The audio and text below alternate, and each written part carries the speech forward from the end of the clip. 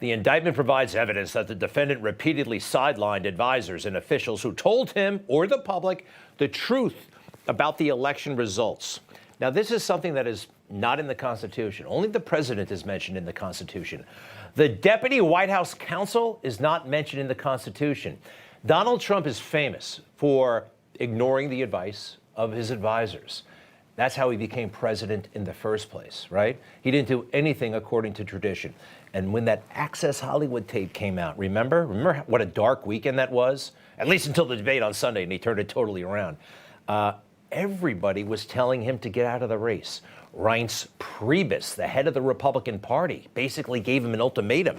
You must get out of this race. You're going to lose. Republicans all over the place were dropping him. And what did he do? He showed up at that debate. He beat Hillary Clinton.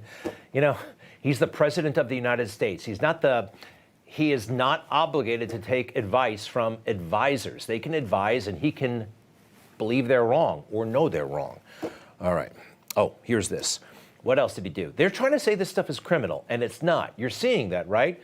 Trump, into the summer of 2021, 6 months after January 6th, retaliated against the former chief counsel of the Republican National Committee for publicly refuting the defendant's lies about election fraud.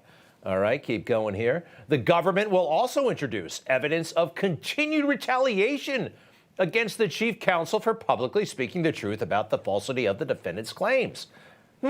Finally, in the summer of 2021, Trump took to Twitter to publicly attack the chief counsel over the same issue. All right, who is this guy? Who is the deputy counsel over there at the Republican National Committee? Justin Ron. Who cares? He's some guy. He's got a Twitter account. Delete your account if you don't want to have an argument on Twitter. That's what it's all about. All right, where are we? Show me the next one here. The defendant has established a pattern of using public statements and social media posts to subject his perceived adversaries to threats and harassment. This is a very misleading statement, right? To subject. Put it up again full. It's not that he's attacking, right? His media posts subject his perceived adversaries to threats and harassment. Trump isn't doing it. Others are doing it. You see what I mean? This is so terrible. This is so not illegal. Now I have to show you something else. We're going to go to the debate, back to the debate. The government plans to introduce evidence from the period in advance of the charged conspiracies that demonstrates the defendant's encouragement of violence. And, well, here it is. At that debate in 2020, remember the stand back and stand by moment? This is it. This is what they think, folks, is encouraging violence. Hit the tape. Are you willing tonight to condemn white supremacists and militia groups and to say that they need to stand down and not add to the violence in a number of these cities, as we saw in Kenosha and as we've seen in Portland? Sure, are you I'm prepared to do specifically that, do it? Well, go ahead, I would say almost everything I see is from the left wing, not from the right wing. So what are you saying? I'm willing to do anything. I want to see peace. Then do it, sir. Say it. Do it. Say it. Do you want to call him? What do you want to call them? Give me a name. Give me a white name. Supremacists and white supremacists. Like me to condemn? White supremacists and right Proud Boys. Stand back and stand by. But I'll tell you what. Somebody's got to do something about Antifa and the left. You know, now that we're seeing anti-Semitism all over the place, doesn't it put white supremacy in perspective? Where's the white supremacy? Anti-Semitism is real. White supremacy, I hate it, but it's non-existent. A couple of guys in the woods or in jail. Anti-Semitism is real. I'm glad he said stand back and stand by, because I think he was temporarily confused and then realized on some level that the Proud Boys are not white supremacists, okay? That is a lie. It is a total and complete lie. Enrique Tarrio, I'll have something to say about him later, happens to be Afro-Cuban, and he's in jail now. I don't believe fairly at all. And what does this guy, Jack Smith, what does he complain about? Members of the group embraced the defendant's words as an endorsement and printed merchandise with them as a rallying cry. You know, if I got a shout out from the President of the United States during a debate, I might put it on a T-shirt too. This is not illegal. This is political. You're allowed to do it. You want to see something that's illegal? This is illegal. And it came from Chuck Schumer. This, and you'll agree, I mean, this is against the law.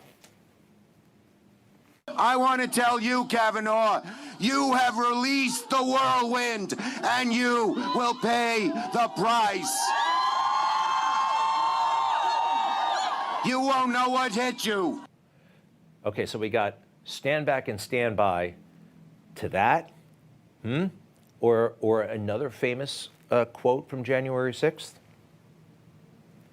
I want to tell you, Kavanaugh, you have released the whirlwind, and you will pay the price. You won't know what hit you. I know that everyone here will soon be marching over to the Capitol building to peacefully and patriotically make your voices heard. Who are you going to arrest? Who are you going to charge? Look at what they have done. You see how it's all rigged? Ugh, they're fooling people, and some people just don't give a damn, I guess. Hey, I got to go back. A24, the defendant continued to falsely attack 2 Georgia election workers, despite being on notice that his claims about them in 2020 were false and had subjected them to vile, racist, and violent threats and harassment. Again, kind of clever, trying to imply that, you know, if you look at it real quick, that Trump was engaged in the vile, racist attacks. He wasn't. It's a big country. We got all kinds of crazy people here, great people and crazy people. And as far as those election workers, I think they were exploited, and I think they showed up at those January 6 hearings with instructions to look pathetic, and they sure did. This turned my life upside down.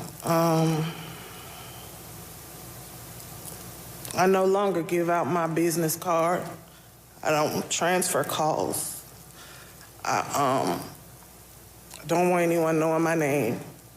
I don't want to go anywhere with my mom because she might yell my name out over the grocery aisle or something. I don't go to the grocery store at all.